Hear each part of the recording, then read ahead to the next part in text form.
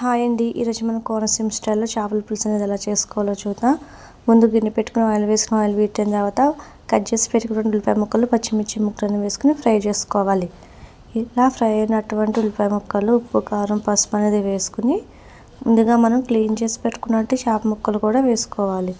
మన చేపల పులుసులోకి ఆయిల్ అనేది ఎక్కువగానే పడుతుందండి, అలానే పచ్చిమిర్చి కూడా ఎక్కువగానే వేసుకోవాలి. ఇలా చేప ముక్కలకి కారం పట్టిన తర్వాత చేప ముక్కలు మునిగేంత వరకు వాటర్ అనేది వేసుకుని ఒక 2 నిమిషాల పాటు మూత పెట్టి ఉడికించుకోవాలి. ఇప్పుడు మనం ముందుగా నానబెట్టి పెట్టుకున్నటువంటి చింతపండు రసాన్ని కూడా వేసుకుని ఒక 5 నిమిషాల పాటు మూత పెట్టి ఉడికించుకోవాలి.